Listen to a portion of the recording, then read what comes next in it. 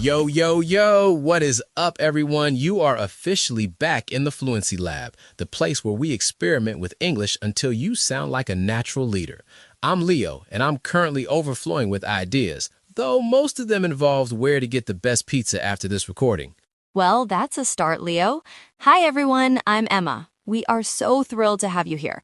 Today, we're moving into the boardroom. We're talking about leading a brainstorming session. This is a crucial skill. Whether you're a manager or just a teammate, knowing how to facilitate a meeting and get people to open up is a total game changer for your career. Exactly. It's not just about asking any ideas. It's about creating a safe space for creativity. Today, we'll master phrases to break the ice, encourage participation, and manage the flow of ideas. It's really about psychological safety.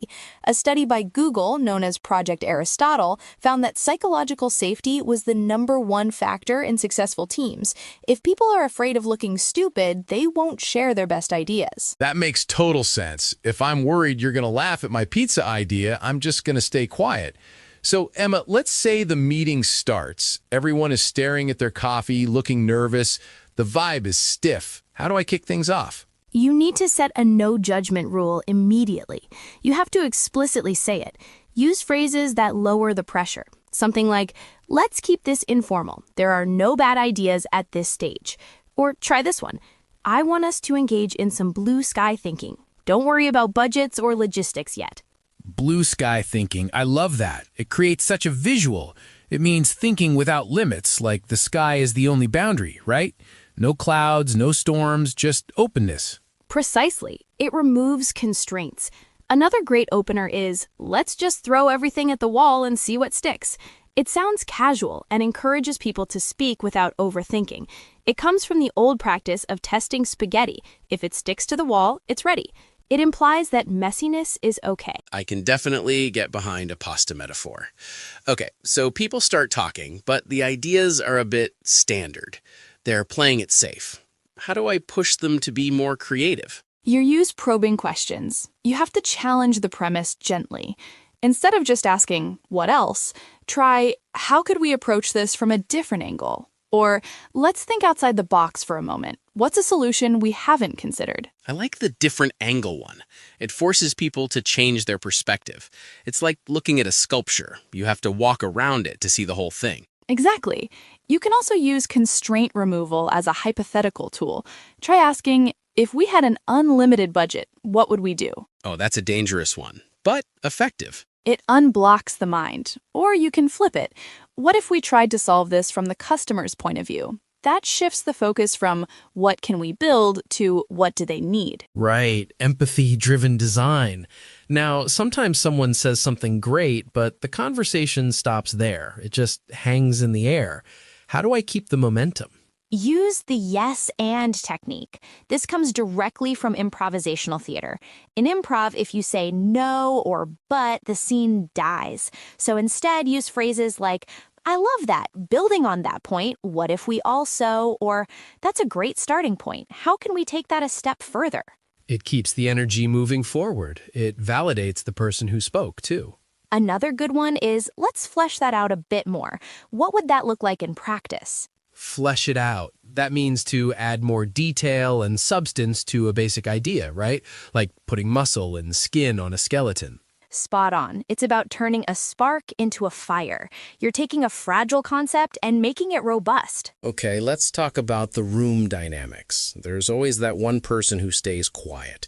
Maybe they're shy, or maybe they're just processing. How do I bring them in without making them feel uncomfortable or put on the spot? Be gentle but direct. Use their name and ask for their specific expertise so they feel qualified to answer. For example, Sarah, I'd love to get your thoughts on the design aspect. Or, Mark, from your perspective in sales, how does this sound? That's smart. You're not just asking, what do you think, which is vague. You're asking for their specific knowledge. Right. Or simply, does anyone else want to weigh in on this? Weigh in. That's a very natural way to ask for an opinion. It implies adding their weight or influence to the decision. Exactly. Now, at some point, we have 100 ideas on the whiteboard, and we need to choose. It's chaotic. How do we transition from divergent thinking to convergent thinking? Ooh, fancy terms. Divergent is spreading out, convergent is bringing it together. You got it.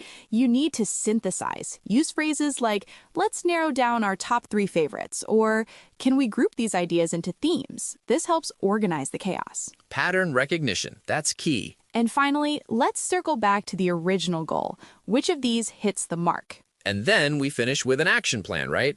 Who wants to take ownership of this task? Gotta make sure things actually get done. Precisely. Without action, it's just a nice chat. All right, let's recap our brainstorming toolkit for the listeners. First, blue sky thinking. That means no limits, no judgment. Second, think outside the box. Look for unconventional solutions. Third, flesh it out. Add details and substance to a simple idea. And fourth, weigh in. Give an opinion or add your perspective. This is great stuff. So, what's the homework? Your homework this week. The next time you're in a meeting, even a casual one with friends planning a trip, try using one of these phrases. Instead of saying, that's a good idea, say, I love that. Let's flesh it out. And tell us in the comments, what's the weirdest blue sky idea you've ever had that actually worked? We're curious. Well, our brainstorming session for today is officially adjourned. And I think we've come up with some winners. Thanks for hanging out with us in the Fluency Lab today. It's been an absolute blast. Keep your ideas flowing and your English growing. We'll see you in the next one. Catch you on the flip side. Stay creative, stay fluent. Bye-bye.